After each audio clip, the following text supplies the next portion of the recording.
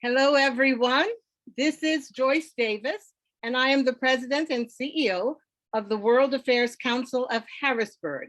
And it's wonderful, wonderful to be here with you on what is going to be our last Great Decisions discussion of the series. But we have a blockbuster of a discussion for you today, and I'm just delighted that we're going to also have Dr. Mehdi Noorbaksh, who many of you have already known as, first of all, as the founding vice president of the World Affairs Council of Harrisburg, but he's joined us to lead our discussions on many occasions. I'll tell you a little bit more about his expertise, but for now, I'm going to invite you to watch the video. The topic this week is the end of globalization. It asks a question for us to try to address. Before we go on, I do want to give a final and most sincere thanks to Jessica Nuponen and to Bonnie at the Frederickson Library. They have been so supportive. They have been sponsors of this program now for several years. And I understand that Bonnie is now going to be leaving the library. So we want to thank them both and wish Bonnie very much that she will just have joy to follow her wherever she goes. So with that, please do, all of the patrons of the library, we welcome you. Relax. I'm going to do the technical side of this and get our video going. So hang in there.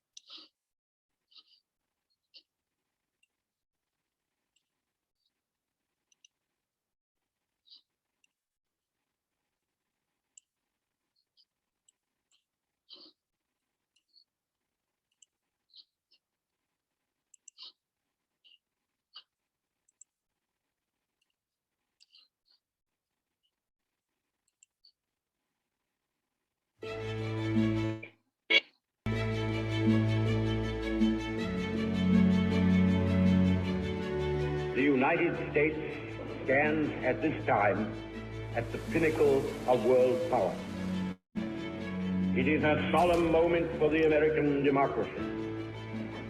For with primacy in power is also joined an awe-inspiring accountability to the future. At the heart of U.S. foreign policy is a deep-seated ambivalence.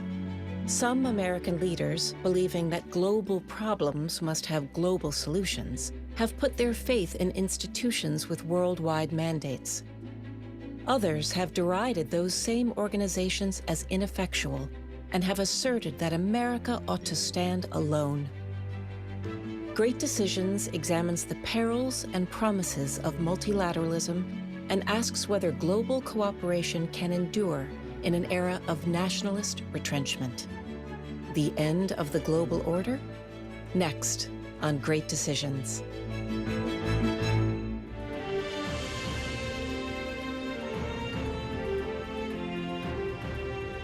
Great Decisions is produced by the Foreign Policy Association in association with Thomson Reuters.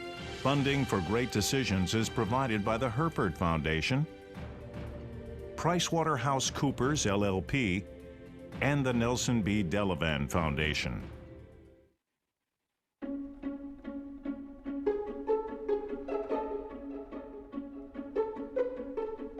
Every 4 years, American voters head to the polls to elect a president. At issue is not just who will occupy the White House, but how actively the U.S. will engage with the rest of the world.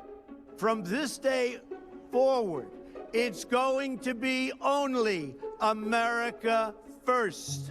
America first. America is back, ready to lead the world, not retreat from it. In his 4 years in office, President Donald Trump pulled the U.S. out of a host of multilateral institutions. The Trump administration announced today that it will withdraw the U.S. from UNESCO, the United Nations body that protects global cultural heritage, in response to its designation of the old city of Hebron as a Palestinian World Heritage Site. In a joint statement this afternoon, Secretary of State Mike Pompeo and U.S. Ambassador to the UN Nikki Haley said the U.S. will no longer participate in the UN Human Rights Council. Today, President Trump formally notified Congress of his intent to withdraw the U.S. from the World Health Organization, the international agency responsible for fighting disease.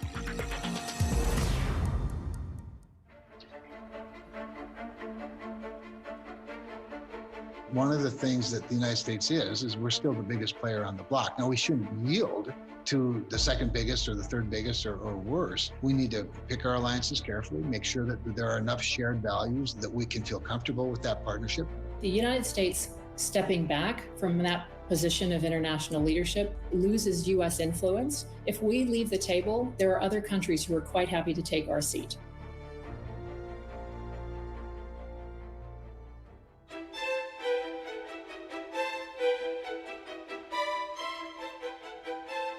3/4 of a century has passed since the end of World War II ushered in a new system of multilateral commitments. Now, in an era of rising nationalism, the institutions that were built to bring the world together are being tested.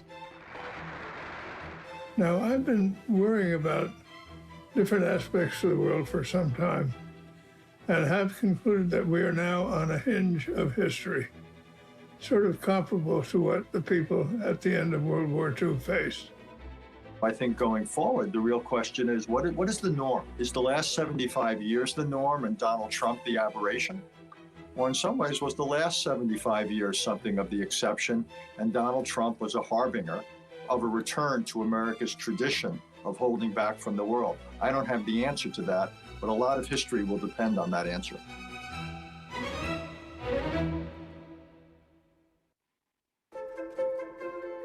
Today, the General Assembly will take up sub-item E of Agenda Item 105 of the election of 14 members of the Human Rights Council.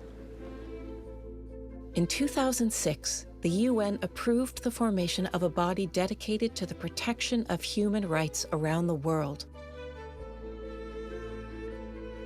But George W. Bush kept the US out of this new council. The idea was that it had become so dominated by anti-human rights members that it was nowhere close to fulfilling its mission. It was clear that it would only be a matter of time before the new Human Rights Council would have the same defects as its predecessor. And that's exactly what happened. There really isn't a whole lot of evidence in terms of impact of the Human Rights Council in terms of addressing grave human rights situations around the world. The tough cases, those are the ones that the Human Rights Council needs to be focused on, and those countries often ignore the Human Rights Council, even if they're a subject of its resolutions at all. When President Barack Obama took office in 2009, the US finally joined the UN Human Rights Council.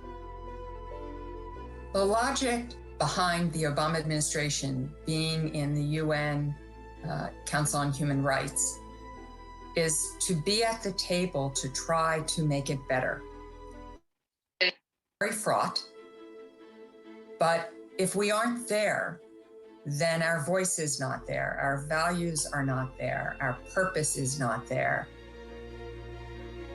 This was not a naive, idealistic decision. This was based on a very pragmatic assessment of the costs and benefits of engagement versus non-engagement. The idea that the United States would cede leadership on human rights without even taking a shot at this new institution, I think that was just untenable for the Obama administration.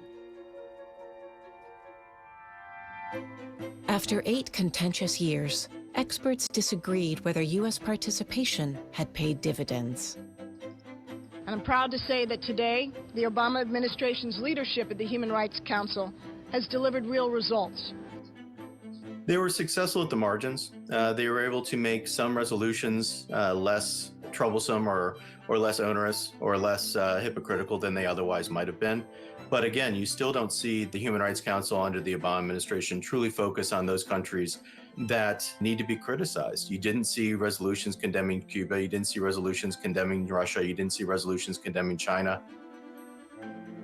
The results of our engagement at the Human Rights Council far exceeded anyone's wildest dreams. We had 4 special sessions on Syria. We were very engaged in the creation of a commission of inquiry on North Korea, LGBT rights.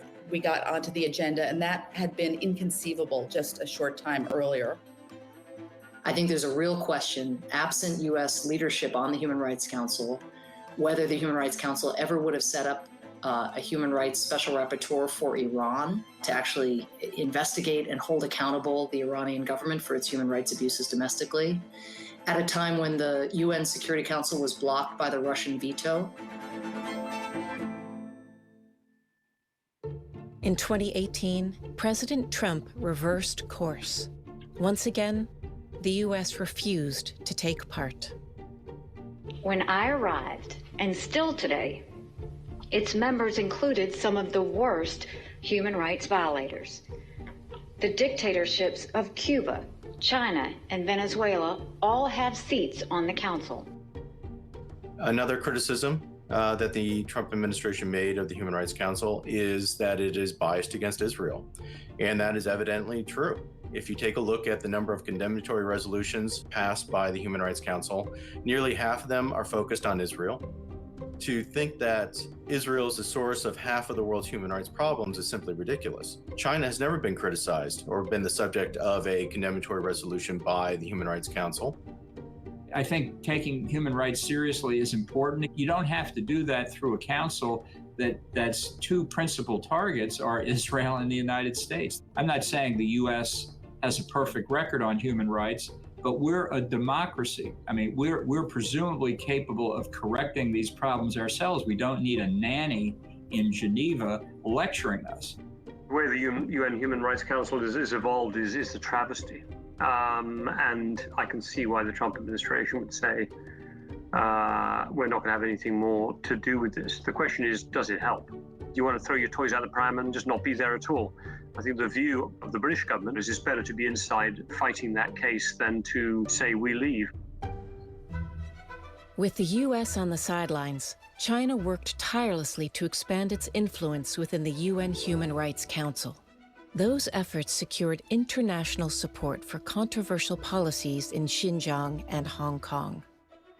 There was a recent episode where China was successful in building a coalition to support its narrative about its role in Hong Kong. And this is a perfect example of where if the United States had been present, we would have been able to work the halls and find more country support and really change the narrative about whether China actually does have the support of the majority of countries. What we've seen in recent years is China increasingly using its vast economic leverage to try to bring countries to its side within the UN. It's not facing much competition. It's incumbent on liberal democratic nations that believe in human rights to mobilize coalitions of countries so that China can't just waltz into the United Nations, mobilize its coalition, and then go uncontested. American policymakers who hope to challenge China's global ambitions must determine whether to work inside or outside of existing institutions. The universal principle, I believe, is this. If America unilaterally withdraws from the UN and multilateral institutions, it simply creates a bigger slice for major non-democracies like China to exercise even greater influence in the future. Far better the United States remains in and prosecutes in each of these agencies a general reform program to make them as effective and as efficient as possible. Multilateral organizations are always going to have a hard time agreeing on certain principles because you have this diversity of cultures and values and forms of government. I mean, you know, on the one hand, you have China, which has an emperor for life, and then you have the United States, which is laissez-faire. And when you have those extremes and then all the diversity in between, it's always going to be difficult, which is why multinationals are always frustrating to Americans. We have dozens of countries around the world who are at least open to and prepared to work with us. China does not have that for the most part. So I don't look at these institutions as somehow biased against the United States, and even in those occasions where they might be. That to me is a challenge for foreign policy. How within them do we build coalitions? That's why God invented diplomats.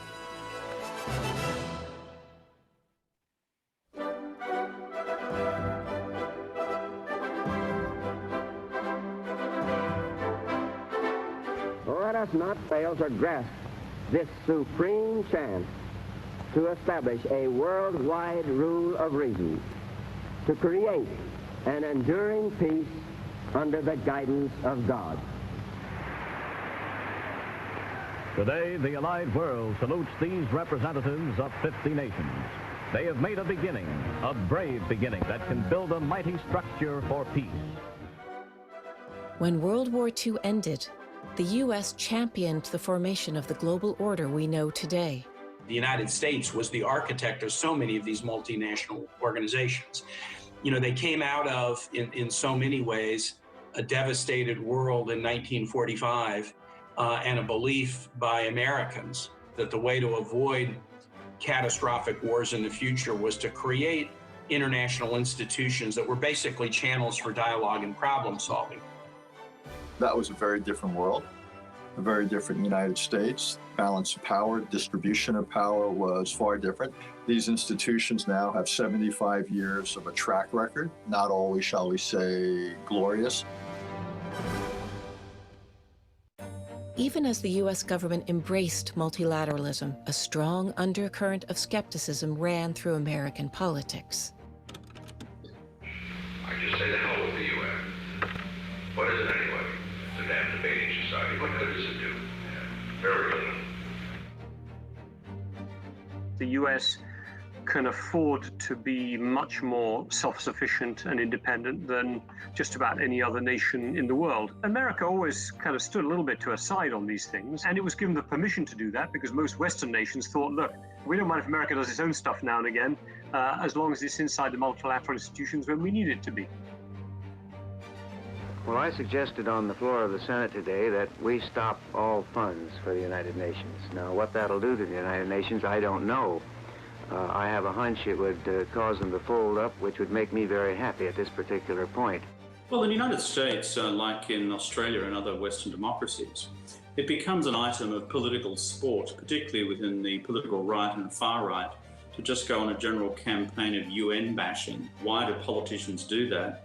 It's because this attack on globalism, this straw man argument, has become a part of the identity politics of the right and the far right.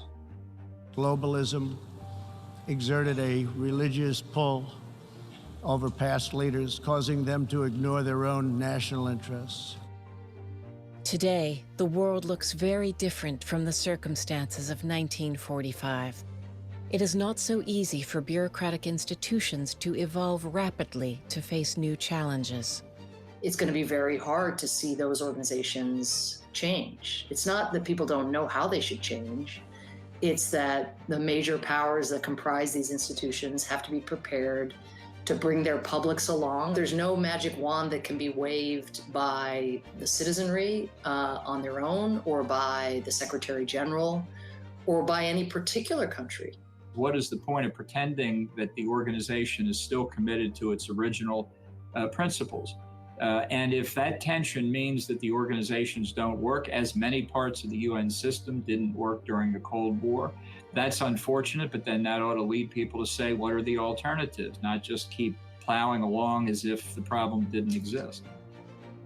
You have seen over the history of the UN a surprising degree of innovation in looking at new ways to solve problems as they confront them. Something like peacekeeping was not in the UN Charter. The UN invented it when they had to in the middle of the Suez Crisis in 1956. So there are all kinds of ways that the UN, working with partners, needs to look at solutions in innovative ways. When organizations depend on consensus, a member state that refuses to live up to its commitments can spark frustration and recrimination. In the early days of the WTO, we tried to operate fully by consensus. We're now at 164 members, and deciding every single thing by consensus has become unmanageable. So what members are doing, they are figuring out how to advance the most sensitive issues. Flexibility is the only way, I think, the WTO can continue to upgrade itself in a progressive and quick enough manner. To the extent that international organizations deal with political issues, you're going to see further gridlock as the member states disagree. And you saw this during the Cold War when the United States and the Soviet Union were often at odds. The staunchest defenders of the multilateral order insist that institutions are merely forums where member states can interact. It is up to those individual countries to learn to cooperate. There is no other forum where this is going to disappear. Whatever forum, whatever setup you design, you're still going to have different opinions. It's not changing the name of the forum or the place of the forum or the countries that are inside the forum that it's going to change the outcome. Richard Holbrooke used to say about the UN that blaming the UN for a crisis is like blaming Madison Square Garden when the New York Knicks play badly. When are we going to get the kinds of reforms of these organizations that we need to make them fit for purpose in the 21st century? When the governments that comprise UN bodies are willing to back those reforms.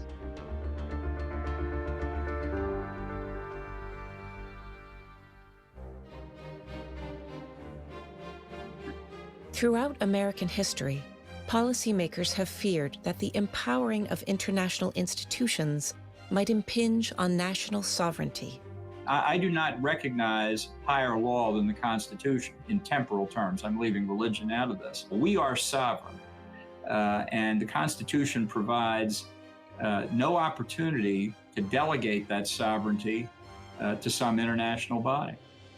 My own view is that there's a false dichotomy that's often created between sovereignty and cooperation. One of the best ways to advance the sovereign interests of any country, including the United States, is by working with allies, working with other partners where you share common interests. And that's really how these institutions were created and what they're for. Today, politicians who worry about the loss of sovereignty have mounted fierce opposition to American participation in the International Criminal Court, a tribunal founded in 2002 to prosecute individuals for crimes against humanity. I've said before, the happiest day of my entire government career was the day that I unsigned the Clinton administration's signature on the Rome Statute creating the ICC. I think it's a thoroughly illegitimate institution. We don't recognize any international authority to judge American citizens. We judge American citizens. I received word this morning that the ICC Appeals Chamber authorized an investigation into the activities of the Taliban and U.S. and Afghan personnel there. This is a truly breathtaking action by an unaccountable political institution masquerading as a legal body. Our nation and this administration will not allow American citizens who have served our country to be subjected to illegitimate investigations. There are, I think, real and legitimate concerns about the International Criminal Court and about its jurisdiction and how it could be used to affect American diplomats, American servicemen. And the ICC was not designed for situations where a country had a robust legal system.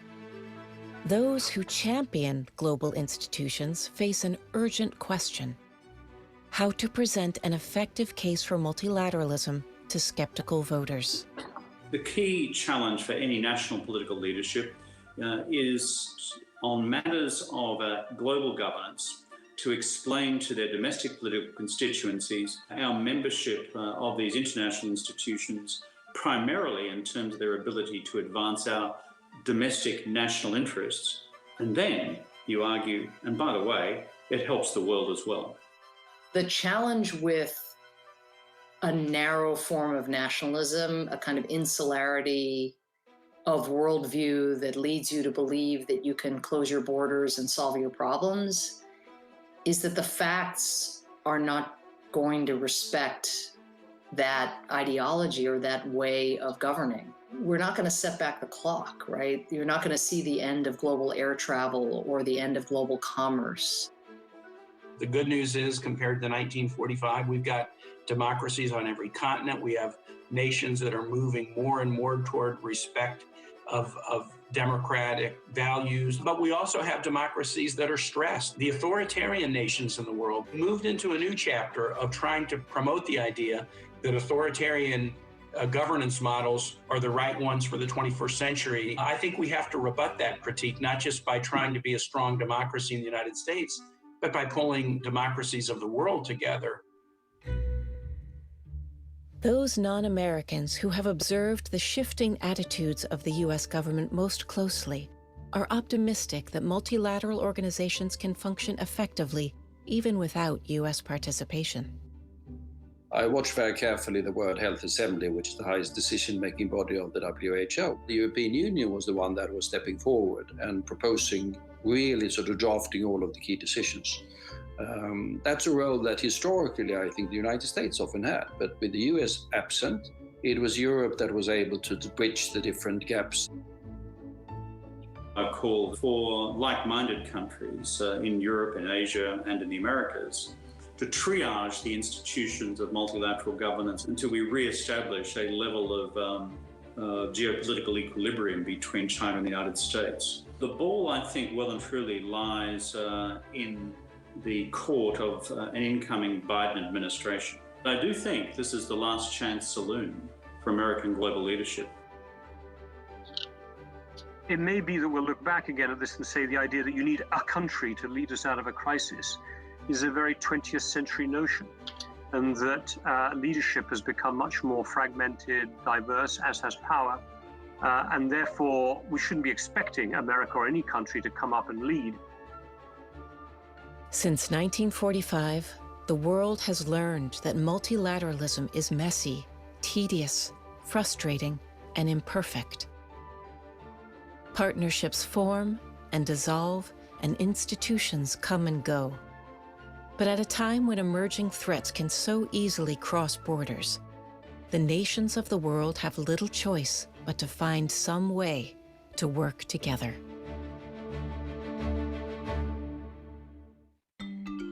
Great Decisions is America's largest discussion program on global affairs. Discussion groups meet online via Zoom and Google Meets, in person at community centers, libraries, places of worship, and homes across the country to discuss global issues with their community. Participants read the 8-topic briefing book, meet to discuss each topic, and complete a ballot which shares their views with Congress. To start or join a discussion group in your community, visit fpa.org or call. Okay. So we have listened to and watched that most important video, and I'm not going to delay anymore and just turn this over to Dr. Noorbaksh for his initial thoughts on the question that's before us, the end of globalization. Now, as I say, you all know Dr. Noorbaksh if you've been following us with Great Decisions and with the World Affairs Council, but just to remind you, he is truly an esteemed and acclaimed international affairs authority.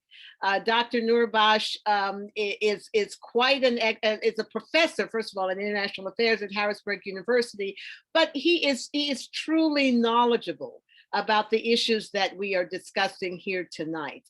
Not only is he an authority in the Middle East and of course Iran, his native country, but he has specialized in global health, in examining how nations interact with each other. So with that, I'm going to ask Dr. Noorbaksh, you've seen this, you know the question. Let's hear your initial thoughts on, are we facing the end of globalization?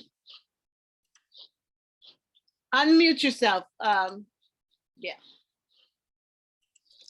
Joyce, thank you very much for that introduction. And let me take you back for about 5 minutes to the history of this debate, the debate of the role of the international institutions and how it was formed and who was behind it and what was the purpose behind the multilateralism or unilateralism, the discussion that you saw at the end of the discussion. There are two philosophies in the world affairs. One of them, of course, is called liberalism, and the other one, realism. The realists overall argue that if you want to have peace, you have to prepare for war. That is overall, the debate and the discussion.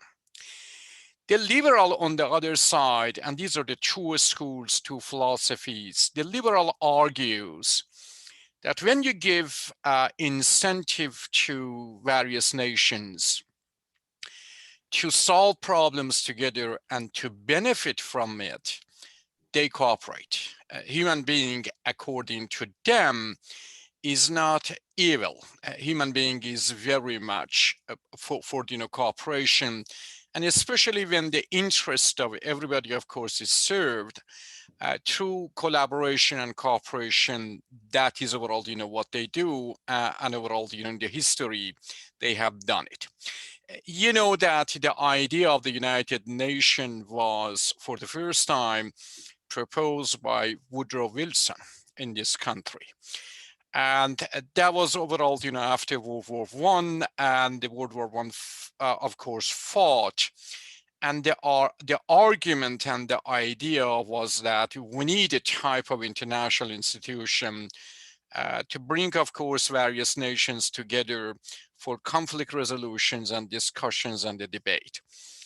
At that time in the United States, we are talking about the beginning of the 20th century, there was a sense of isolationism in this country, and the same as, Mr. Trump, United States interest, and overall, we go for the United States. We don't, need, to get involved, here and there. And it was defeated, the League of Nations at the beginning. And then after World War II, United Nations was proposed. And people, came to the conclusion, the nations, that if we had the United Nations, perhaps we didn't have to go through World War II. This is overall, the argument and the foundation of what you have, of course, the United Nations. Then there is a debate at that level, liberalism and, of course, realism, debate about the national interest or human interest. And this is a foundation of the debate, of course, and the discussion. When you concentrate on national interest, and as all of us know, foreign policy very much in every nation is, of course, about national interest, but a lot of nations, they take this idea to the consideration that national interest alone is not, is not enough. If you do not take into consideration the interest of the other nations, then you have a type of the world that is insecure.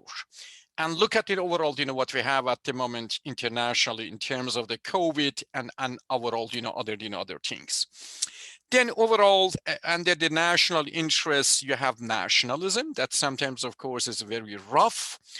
It is a type of ideology that it can, of course, manifest itself in Nazi Germany and Hitler and the right overall, political right. And when you narrow it down, what Trump administration and some other, of course, political right ideologies in the world they are promoting at the moment is a version of nationalism that is called nativism. And nativism is a much more narrower compared overall to the nationalism, because nationalisms or we have different kind of nationalism. They can be very peaceful. They can, of course, be inclusive. They can be for democracy. They can, of course, be for everybody, of course, in the country. But nativism is totally a different story. Just concentrate on a group of people, of course, in the country.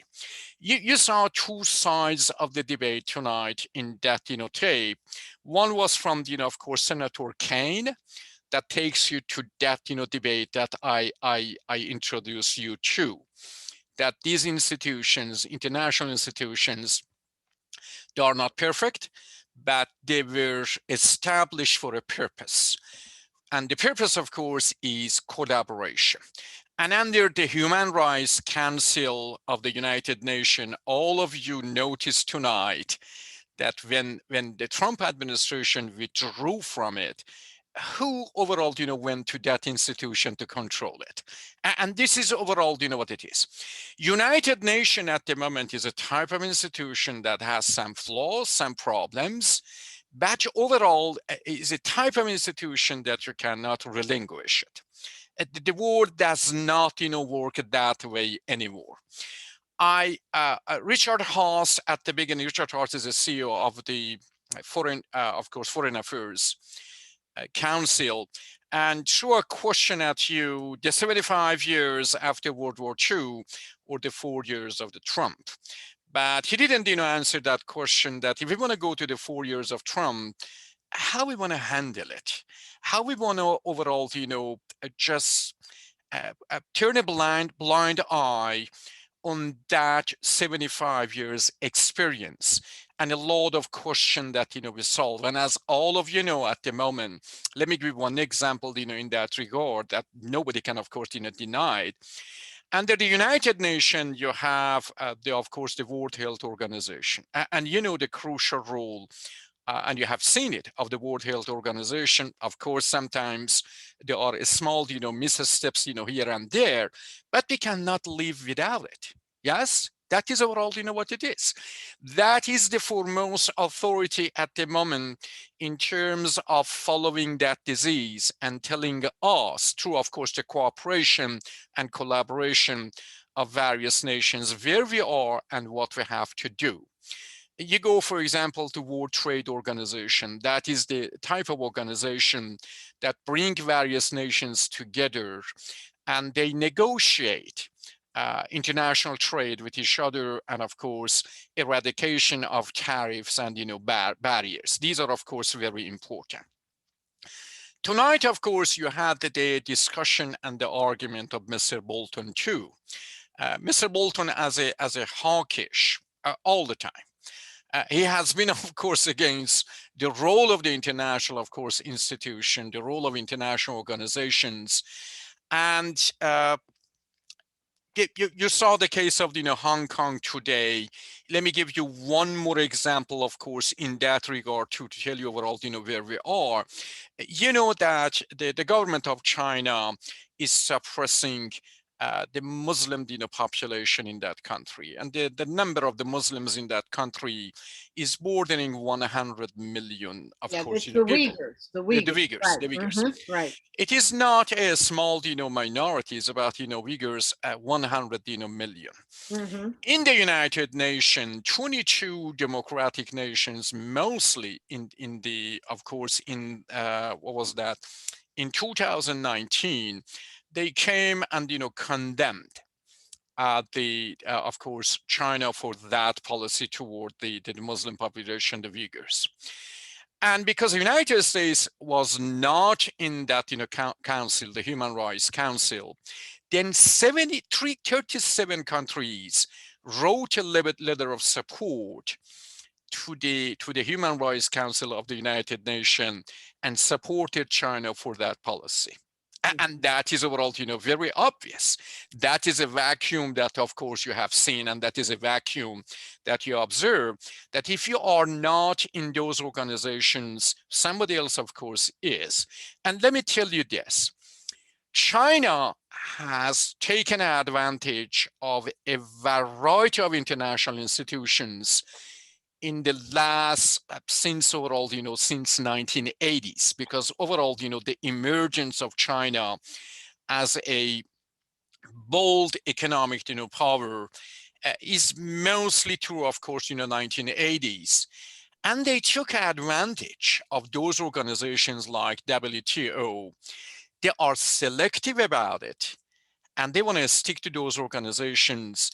And when you are not in those institutions, they are over there, and they are trying, or they were trying, and that is their policy, to mold the norms of those international institutions for their own, benefit.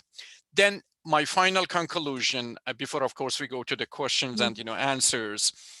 This is a type of international institution. We go back to, of course, to the philosophy of liberalism, of course, realism. We talked about it. They are fighting, and very much liberalism during, of course, since World War II, proven that it can work. It is something. Realism, if you go back overall, to the pure and national interests and nativism and the right and so on. So you know what the problem of those ideologies are. This is one side of the argument. Then we come to the United Nations, international institutions. They are not perfect. And they are very much, when you are there and you contribute and you debate and you go for improving them, they improve, because they are not a world. The United Nations is not a world government. United Nations is a type of institution that 200, close to 200 countries are participating in it, then that is the best way to go. And number three, if you are not there, somebody, of course, is over there. And overall, that somebody else, if that is China, China does not care about the human rights. Right. But the United States has the ideology. I don't want to go and say that every government in this country defended human rights or democracy everywhere, of course, in the world. But you have that appealing ideology: human rights, democracy. You have to be over there. You have to galvanize over all the other nations, and you have to exert your influence for the betterment of the humanity and the welfare of humanity. This is overall, my point. Basically, I mean, we have a question that's come in. So basically, I mean, the bottom line is this: the world is connected. I mean, the coronavirus has proven that you cannot isolate yourself. Certainly, you can't isolate yourself from the most horrible things in the world.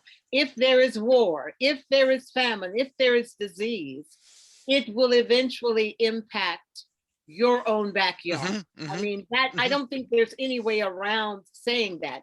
But there are some issues that I think that do come up. And one that Paul has asked about is this question of sovereignty. And he says that the speaker in the video noted that far from restricting sovereignty, multilateral institutions promote sovereignty. So would you talk a little bit about whether that's the case or not? It's sovereignty in the sense that Bolton is talking about, no. Because Bolton is not for solving the problem for everybody, okay? Then in that sense, yes, of course, if you go to the narrow definition of sovereignty, that is not the case. But if you want to go for problem solving and the problems that later on becomes your problem too, then you have to cooperate. You don't have any other problem. I cannot understand what sovereignty at the time of COVID means. What sovereignty means over here. There is no sovereignty. Sovereignty manifests itself through cooperation. Because if you do not think about it, then definitely that problem that exists for another nation today, that is your problem tomorrow. Let me give you two examples, Joyce, in that area, and I have always said it, and I want to emphasize it. If you look at, for example, the George Bush, I'm talking about the son, the way that administration invested in fighting AIDS, marvelous. That was a noble thing for the United States to do. And if that was not for that administration, if that was not, for the commitment of that administration, AIDS was somewhere else today. And as all of you know, those diseases do not recognize barriers. That is not overall, the way, we think about it. Think about Obama and what was that? The other disease in Africa. Ebola. These are the type of, a type of collaboration, a type of very much mobilizing the international countries, international relation, international, of course, various entities to tackle various issues, because sovereignty in that sense doesn't mean anything. And look at it this way: that problem that is that problem today, tomorrow is your problem. Let me give you another example to understand it. Look at the situation in Syria. Okay, can you say that the internal war, I don't call it civil war, because I have a very defined definition for that. That is a type of internal war. Can you say during that internal war, close about of course 600,000 people were killed in Syria. You can say that that is of course a problem that the Syrian should take care of it. But how about the refugees? 11 million refugees, 6 million of them in Syria, 5 million, of course. Including in Pennsylvania, we have some. That's overall my point. That's overall my point. That's overall my point, Joyce. That close about 4 million of that 6 million are in Lebanon, Jordan, and Turkey, and the rest of them came to Europe. Yes. And as you know, Europeans, of course, they had to tackle that issue and that problem. Then the problem in Syria is not a problem in Syria. That becomes, another day or year, 1 year or 6 months, later, that becomes your problem, and you have to take care of that business. Well, Dr. Noorbaksh, I think you've made some excellent points, but there are even greater points, I think, maybe not greater, but equally as important. Climate change is going to take. Fighting terrorism is going, international crime is going to, otherwise, if we are not willing to basically cooperate, our own interests will not be served. Absolutely. And in the area of environment, Joyce, you said it, that is one of the most important issues that I want to take into consideration. You know that in Brazil, we have the forest Amazon. Yeah. Okay. Amazon is a laboratory in the world for cleaning the air. You cannot, say that the government of Brazil has the right to cut those trees. You cannot say that. As an international, of course, I don't want to call it a world order, but international type of cooperation, you have to create incentive for the Brazilian government to keep the Amazon forest. Because if you cut the trees over there, if you do not take care of the Amazon, it doesn't become later on, or it will not become later on the problem of Brazil, but that becomes a problem of the world, and you have to take care of it in one way, of course, or another. Well, but that's an interesting point. Again, in this, how will the US feel or other countries feel if Brazil says it's our territory, it's our land, we do what we want with it, and you cannot infringe on our sovereignty? What then? I mean, it would be their right under this idea of whatever goes on in my country is my business alone. Then you have to create incentive. You have to reward Brazilian government with trade or something else. And this is exactly what I'm talking about, Joyce. You negotiate. In negotiation, what you do in the negotiation always, you have to adopt a language of persuasion and reward and all of those things. You have to convince them that this problem that is overall, not your problem now, later on becomes, the problem for all of us. And you have to give incentive. You have to bring all of those nations together. And you have to share a common language about those issues. Joyce, this is very, very important. And international institutions, international forums are a place that you can promote a shared language, a shared vision for the world, and that is very important. Well, and clearly, globalization is here to stay, but it has to be managed. Yeah. Because we know that there are, let's just talk a little bit about the negatives of it if it's not managed. We know in international trade, and there are negatives. Some losers, some winners, and they could rotate from time to time. And that's why you need these international organizations to be strong enough to promote managing the globalization, so that so that at least if people are suffering, there's a way to compensate them, right? Absolutely. Joyce, the world at the moment has 700 billion, of course, population. Close to about 3 billion of that population is over the poverty or under the poverty line. And when we are talking about the poverty line, we are talking about close to about $1 or less a day for a family. It's not the US poverty line. But if you go through the statistics and numbers and look at those nations and look at the support of the international institution, look at what Bill Gates Foundation is doing for the world, beyond the border of the United States, and see we alleviated poverty to some extent. And this is a question that I raise for my student constantly. that alleviation of poverty is not only a noble thing to do, it is a fundamentally something very good. But think about it from the eyes of course, capitalist countries in the world. If you can alleviate poverty through, of course, collaboration, you can create market. You can create market. And when you can create, of course, market, and if, a person or a student in Tanzania or, some other part of the world has access, or for example, in the Middle East or, Syria, has access to the computer and the word information and education, then they become effective. In terms of contributing to various issues in the world. They become active, they can generate overall, wealth. And many of those problems that we have at the moment can be solved through the alleviation of poverty.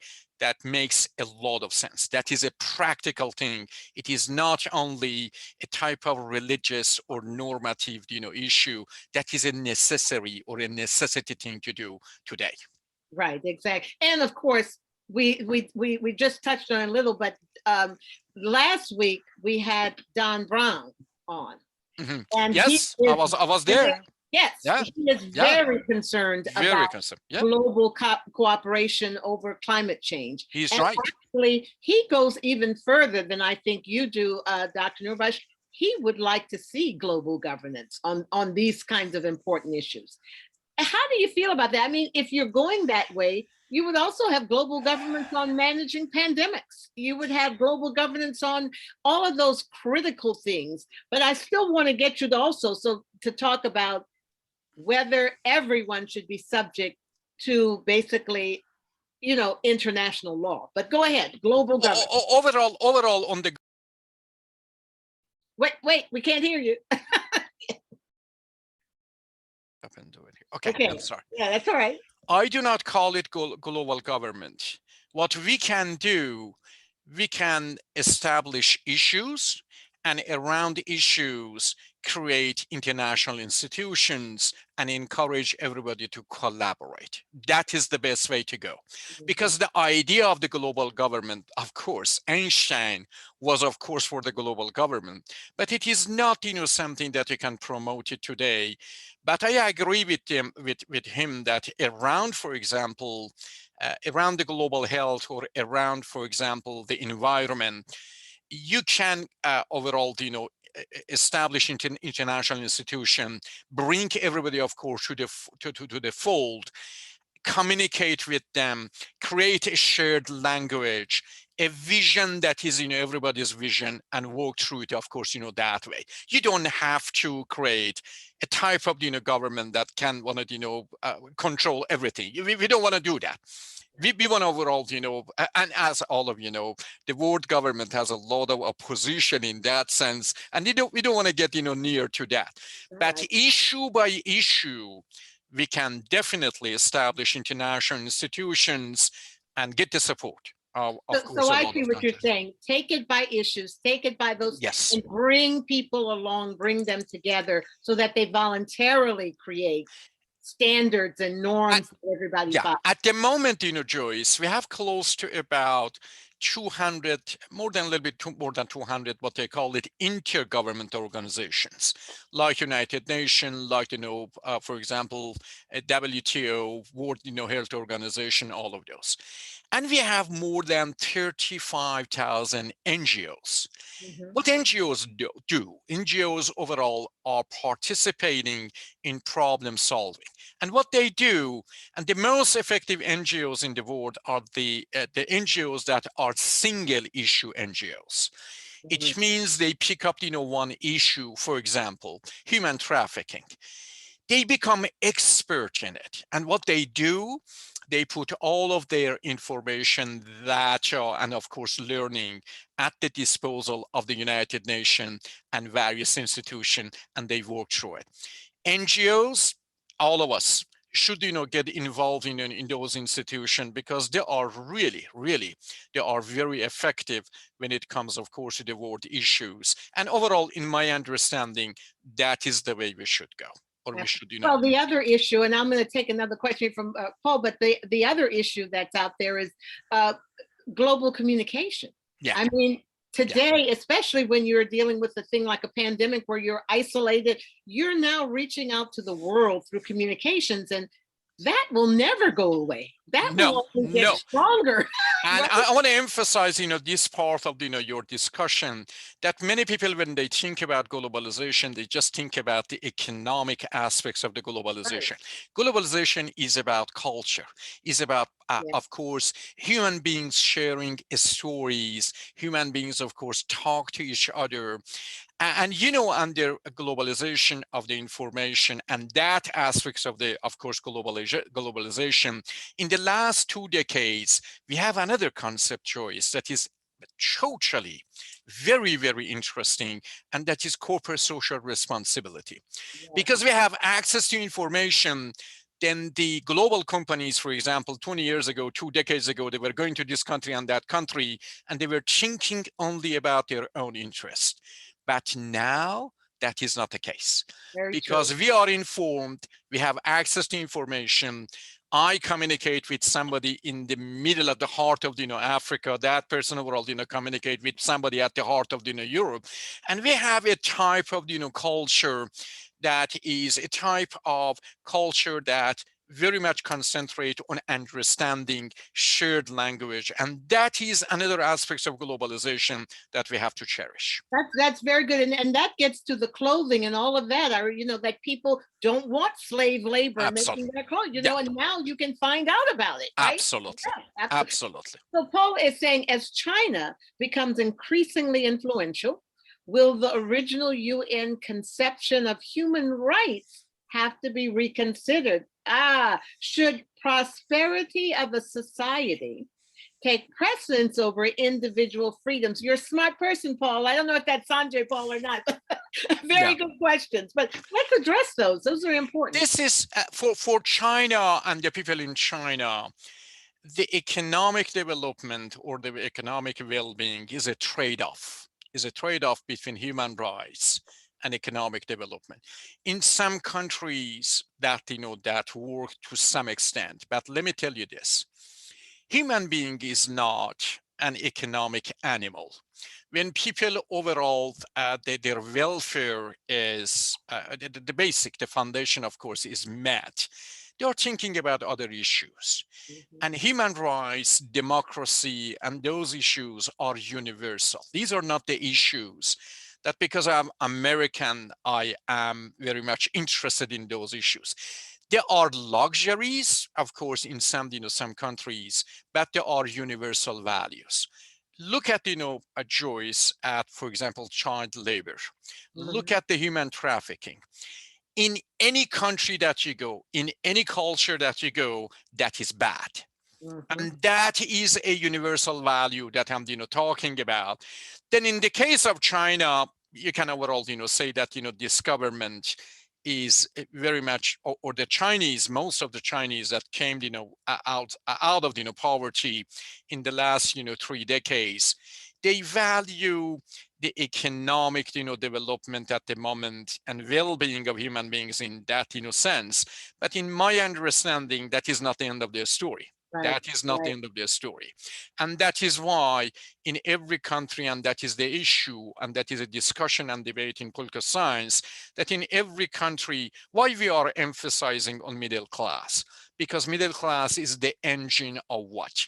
Promoting those values in the society, because middle class is to some extent or relatively well off in the society. Then for middle class has time and energy and invest in those issues. And that is overall, what we have to do. And that is a connection between economic well-being and, of course, other issues. I think I have to agree with you that, sure, people may sacrifice freedoms and sacrifice things to get to a basic standard of living. Basic standard. Once they have that, they start pressing for basic human rights. Basic human rights. Yes, and to be treated fairly by their government, to be able to elect. I have to agree with you with that, but that was Dr. Sanjay Paul. Thank you for those fantastic questions. I knew it was a smart person. But I saved the most difficult question for you for last. Okay. But I think we have to talk about this. If we're going to have international standards, shouldn't every country be subject to them, especially if we have international standards of how to act in war? First of all, we all think there shouldn't be war, but if there is, when nations have to have conflict, should there be standards? And should the United States also be subject to criminal courts, international criminal courts, if it does something wrong? Joyce, international standards, they have to be made, or they have to be created through building consensus. If you do not build consensus around it, I'm talking about the majority and incentives and all of those things, then that is in political science overall, for example, that in this country we have exceptionalism. Or the idea of exceptionalism. There are two interpretations of that, exceptionalism. One interpretation is that America is unique in terms of the culture and people and so on. And that is overall, what the political right is promoting. The other one, concentrating on the American experience, goes to generosity, goes to inclusiveness, goes to the democracy, and people are coming from various parts of the world, and they go to that, melting pot, or whatever you want to, call it, or sometimes they are in the melting pot, but sometimes, they are not the same as me. I have double culture, but America respects that. America respects, that. Then if you go through that kind of the first exceptionalism and you want to impose it on others, that is called cultural imperialism. You are dominating with your definition of what is right and what is, of course, wrong, other overall nation. Let me give one example over here, and that is very important. IKEA was in India, okay? And IKEA was outsourcing those small, rugs to Indian families. They were weaving it, at home.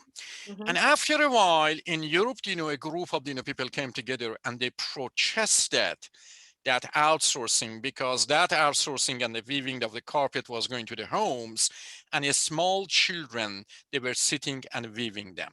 Yep. Those guys in Europe, they did not understand that is part of the culture. And if those kids go to a school, and after a school, that is a type of, work for them to contribute to the family, there is nothing wrong, with that. You know what I'm talking about? Yep. And this is the best example of imposing your understanding of the world on other people. Because in other, part of the world, in India, kids participate in chores.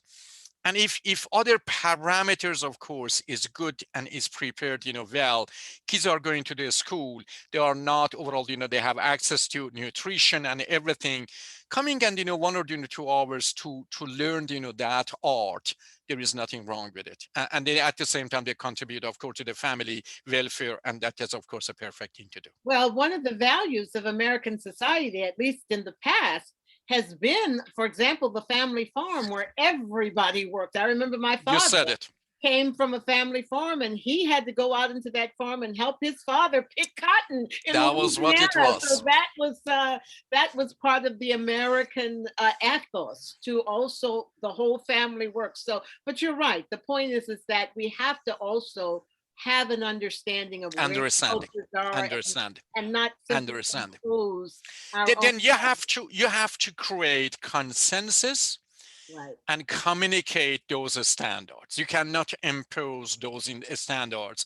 And don't be discouraged, because convincing China for some of those standards is not easy. But let me tell you this. If after, of course, a couple of decades, those are, practice, those become the common language in the world, then those authoritarian regimes, they have to rethink it. They have to think about it, of course, twice. Yes, and communication among cultures Absolutely. is the best way to learn and to grow for all of them. Absolutely. So I will say this, that it's always good to talk to you, Dr. Noorbaksh. You bring such Thank you. insights here. But I will tell you, it is truly inspiring that you choose to see the best of America. You choose to see the best of Americans. And, you know, through these periods that we've been living in where there was an insurrection at the Capitol, I could argue that, sorry, not all Americans think like that. But I'm going to concede that you are right. That the spirit of Joyce, America, let me tell you something. Let me tell you something. And perhaps, you know, that is not a bad, you know, idea. Look at the positive side of every society and human beings. If you concentrate on the negative side, overall, you know, you overall depress yourself and you become a negative person. For me, during those, of course, the Trump, you know, years, watching Rachel Maddow during the night, that was enough for me. Okay. That was telling me this is another powerful side of the United States, and look at, you know, that side. That was enough for me, Joyce. Got it. And I think that's the only way to do it. Let's concentrate on the positive, and there's positive side. A Absolutely. lot of positive in our country and among our people. So absolutely. I am also going to concentrate on the positive to once again thank the Frederickson Library. Thank Jessica Nuponen, who's such a wonderful woman to work with, and Bonnie Goebel, who is now leaving the Frederickson Library. I believe she's retiring. These two ladies have done a lot to enlighten our communities and through the Frederickson Library to bring these great decisions discussion. So kisses to you, ladies. Absolutely. Thank you. And I wish her well. I wish her, you know, a successful, of course, and a very comfortable retirement, joyous retirement. Anytime we went to Frederickson Library, these people were noble in terms of treating the meetings and, you know, everything. And I'm very grateful to them. Absolutely. So all we can do is hope next year for 2022, great decisions, that we can return to the library and have these kinds of discussions in person. So with that, I want to thank those people who are participating on Facebook as well as here in the webinar. And we will see, please check our website, and if you're not on our mailing links, get on it, because we have lots of wonderful programs coming up, including a soon to be announced 3-part series on COVID and kids. And you want to learn about how COVID-19 has impacted K through 12, college campuses, and infancy. So stay tuned. We're going to have great speakers on that. Again, thank you, Dr. Noorbaksh. Thank you. Hello to your dear wife, Sarah, and please appreciate it. Enjoy the rest of the evening. Thank you. Appreciate it. Thank you. Bye-bye.